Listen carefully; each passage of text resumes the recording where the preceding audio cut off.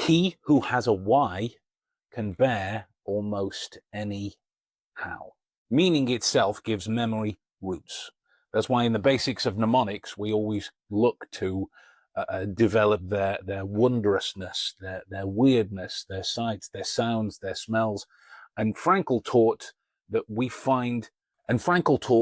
we find meaning in suffering, we can endure anything. The same principle applies to memory. Information tied to personal meaning is remembered for longer, right? So this speaks to the nature of idiosyncrasies with what it is that you're remembering. Just because I come up with a daft little image in my way doesn't mean that the same image will work for you, because we think about the same things in two completely different ways. Our brain essentially tags emotionally significant data as important for survival. Emotion acts as a neurochemical highlighter. When we feel, we remember, right? It's not about feeling that you remember. It's when you feel, you remember. Essentially, strong motions, they speak towards a release of neurotransmitters, norepinephrine, dopamine, and the list goes on. I always think of that beatboxer now that sang about dopamine. But what they do as part of their practice is they enhance memory. They enhance the information that has been connected to it. And the thing that Frankl saw in the concentration camps, the horrors that he must have saw and was able to store perfectly in his head. It shows how emotionally significant moments become unforgettable, right? Not just because they hurt, but because they mean something. So if you look at his logotherapy, but put it in learning, you ask for a purpose first, and then you find the content second, right? So essentially what you're thinking about with whatever you're learning is, why does this matter to me? Why does it matter to me? Even if you don't like the subject matter, which I know a lot of students go through. I went through it, and I'm sure everybody else did at some stage as well. You're normally forced to learn something that you don't really like, but you have to do it in order to contribute to your education that you're going to be able to use later on in life in some form. So before getting into memorizing anything, assign it a personal purpose.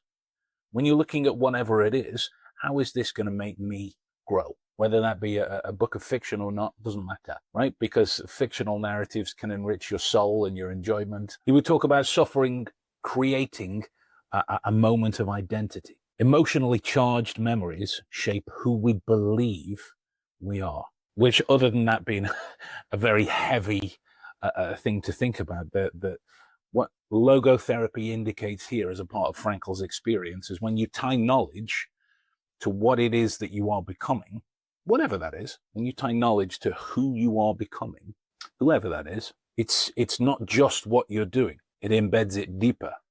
It's more significant in that situation. So emotion then becomes not a distraction, but the glue that holds all of this information together. A mind without hope forgets. A mind with meaning remembers. So hope creates a space for memory to take root. He would talk about in hopelessness, memory fades, right? Because it's connected to the painful experience that people want to forget. But Frankl's emphasis on future-oriented meaning, that's where he teaches that hope isn't just emotional, it's cognitive, it's got a benefit to it. When we see a future for the knowledge that we're learning, it makes it easier to get to grips with. That is a challenge. It's not an easy thing to do. Even though for some people that have made it all the way through this video, what were the points that I made? I would bet, I mean, you're not here to tell me one way or the other, but I would bet that most of you at this stage haven't even made it this far. And if you have, awesome, you rule. But just do yourself the favor of trying to recall all of the points, all of them. You connect this video or anything that you watch, doesn't have to be this material. You connect the material to your future-oriented growth.